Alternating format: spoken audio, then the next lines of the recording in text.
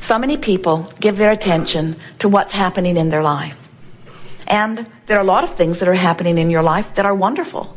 We encourage you to focus upon those.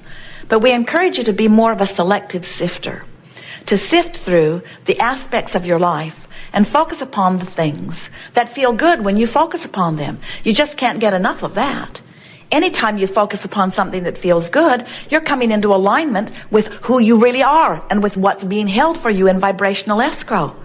Do you know that over a period of 30 days or less, as you make an effort every day to find the best feeling thought you can find on any subject, not the best feeling thought you've ever thought, or not the best feeling thought anybody's ever thought. Some of those are frankly out of vibrational range for you right now. Just the best feeling thought you have access to right now. And as you consciously acknowledge that you are feeling relief, what happens to you is you consciously move up the emotional scale. And as you consciously make that effort, now you are what we like to call a deliberate creator. You are using your own guidance to put yourself in vibrational alignment with who you really are and what you really want. It really is the leading edge here. You have come forth into this physical experience with the clear intention of letting the variety of this time and space inspire within you clear, new ideas. Not just for you, but for all that is. Do you understand that you are the leading edge of that which we are? You are the leading edge of that which you call God, of that which you call Source. That's why God or Source, whatever name you want to give it, revels in delight with the new ideas that are born within you. We'll say this to you several times here today because it is the most significant new awareness that we are achieving in these Art of Allowing workshops. When your environment produces within you a new desire, you must get up to speed with the new desire in order to experience your fullness and your joy. You just can't let your experience give birth to a new idea and keep beating the same old drum and not let yourself go to the new place. You cannot take your desires back. You can't draw back from the leading edge. You can't draw back from what your experience has created, because it's not just created for you, it's created for all that is. So all that is benefiting by your leading edge, chewing on the data. This workshop is not about that. That is a given. This universe will expand effectively because of your participation in it here in this body. And Source Energy is eternally grateful to you for your willingness to play in this game.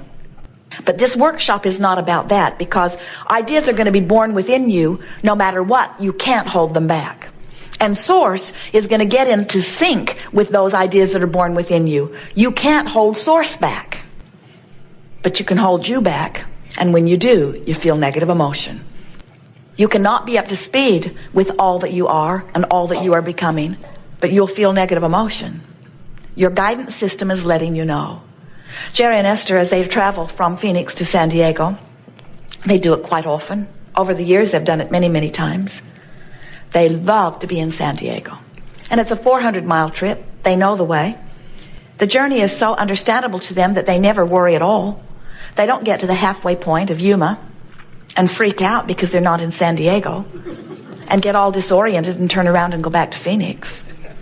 It's really clear. They know they've got to go west, and they know about how long it will take, and they don't worry about it. They just keep going, and they always get there.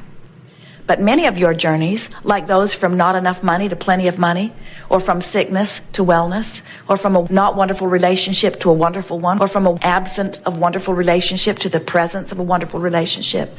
There are many journeys that you are upon that you don't know are quantifiable, like the journey from Phoenix to San Diego. And the reason you don't know they're quantifiable is because you're not utilizing the guidance system that is within you to let you know which way you're going. We see some of you. Your experience has brought you to a place of disease, maybe even to a frightening diagnosis. And in the middle of all of that, you're launching these clarifying rockets of desire, which have created for you in your vibrational escrow a better feeling body and a healthier body than you've ever lived so far. because this contrast has caused an amending of the desires, and so your potential physical bodily experience is dramatically improved by the sickness that you're living. You hearing this? But instead of becoming a vibrational match to this magnificent new wellness that has been produced by your experience here, most of you instead focus upon the diagnosis. Go back for another test. So you're hopeful at first, sometimes, depending on how dire the diagnosis is. So you start heading toward your wellness. And then you go in for another checkup. And the manifestation has not shown improvement yet. And then discouragement washes over you and you turn around and go back to Phoenix. So you go Phoenix, Yuma, Phoenix, Yuma, Phoenix, Yuma, Phoenix, Yuma, Phoenix, Yuma, Phoenix, Yuma, Phoenix, Yuma, and then you say, I've lost my way. And we say, it's because you're listening to something other than your own guidance. When you're listening to your own guidance, you cannot lose your way. Because your own guidance will always feel good when you're moving toward the wellness that you want, and it will always feel bad when you're moving away from the wellness that you want. That's why the diagnosis felt frightening. That feeling that you have is your indication that this thought that you've got activated right now is taking you in the opposite direction of what you want. It's your Magellan saying, when possible, make a legal U-turn. But what's happening to so many of you is you have learned through trial and error, as you've been banging around with other humans, you've listened to them who try to guide you. And there are so many opinions. Go this way, try this medicine. Go this way, try this, try this, try this, try this. And you get lost out there in the desert, where if you would just listen to the way you feel, and you would reach for the increasingly better feeling thought, you will find your way on your path. And in time you will discover something that we know so well, and that is, it's lots of fun on your way to where you want to be.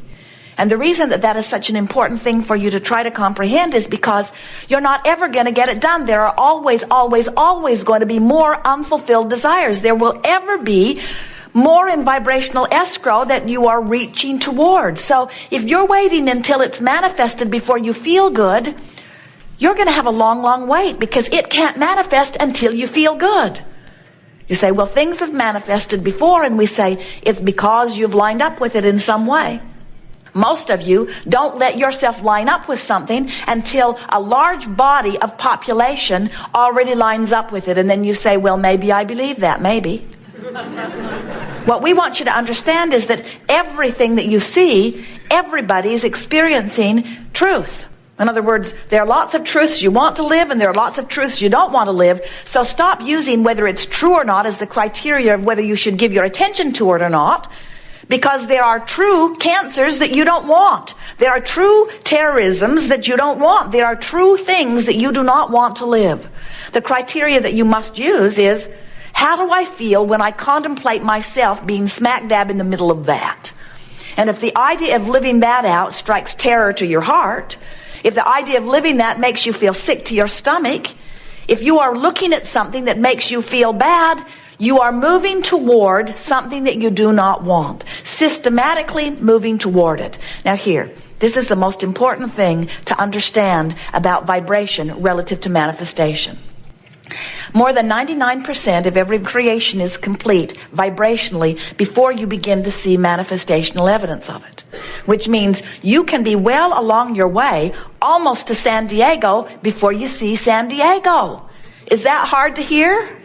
In other words, you're on your way, you're on your way, you're on your way, you're on your way. You've completed a large amount of your journey before you see your destination. And that's true vibrationally with everything. More than 99% of your creation is complete vibrationally before you begin to see any manifestational evidence of it. So you could be well along your way to recovery from anything unwanted. And even though the manifestation is not there for the doctor to proclaim the cure has come to you, vibrationally you're there. And you can tell by the way you feel that you are. And if you can hang in there in that attitude of belief or knowing, it must come. So, since 99% of every creation is complete before you see any physical evidence of it, do you get it that out there in vibrational escrow is the culmination of all the thoughts that you've been thinking, and then there's the potential for wonderful things as well as the potential for not so wonderful things, all lurking there somewhere? And that you can tell by the way you feel whether you are systematically marching towards something that when it gets there you're going to like or not like? Do you realize that Henri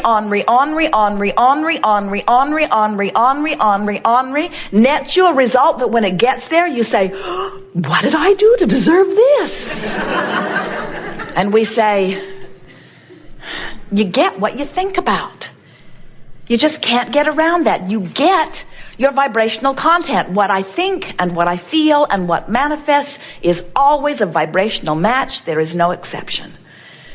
We want you to get more into your dream world and out of your reality world. We want you to start thinking more about what can be instead of about what is. We want you to turn immediately to the solution and don't beat the drum of the problem. We want you to understand that you don't have to justify your worthiness by examining and stirring the problem up. Give your attention to the solution and let the universe show you how fast it can accommodate you.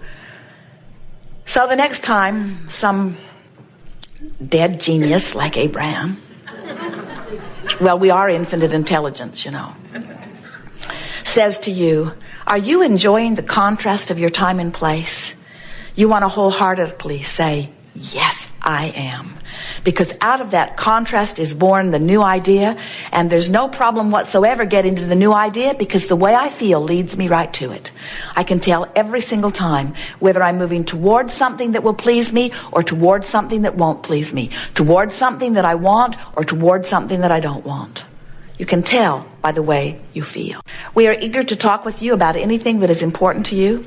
There is nothing off limits.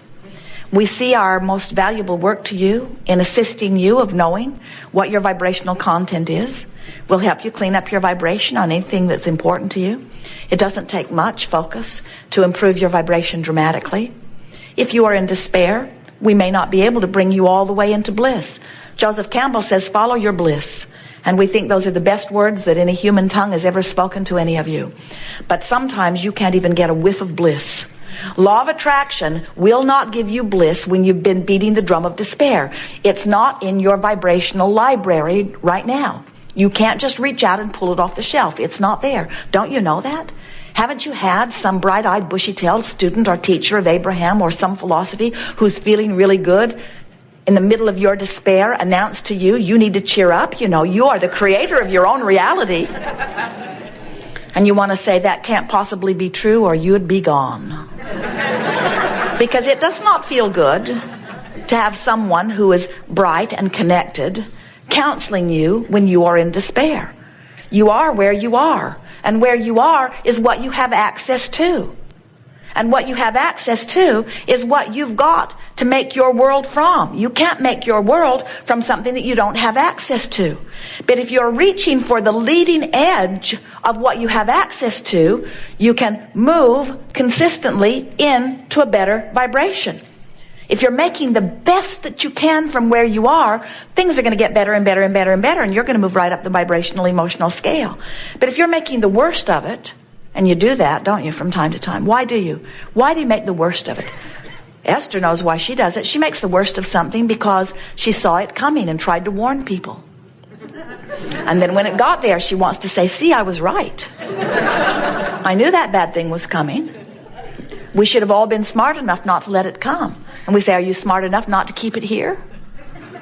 Or do you want to keep talking about how you saw it coming? In other words, you've got to decide that it's more important to you to feel good than to be right. Why else do you make the worst of things? Sometimes you make the worst of things because you're trying to justify where you are. Every fiber of your being knows that life is supposed to be good for you. And when life isn't good for you, you're sort of freaking out on vibrational, even unconscious, subconscious levels because you know it's supposed to be better. And when it isn't going the way you think it should go, then you want to sort of retrace your steps and explain why it isn't going better. And we say, don't do that.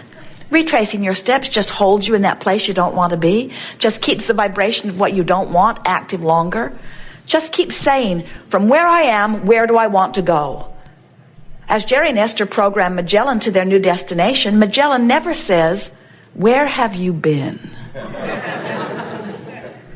We need to know where you were yesterday and the day before and the day before and the day before we can calculate your route. Isn't that illogical?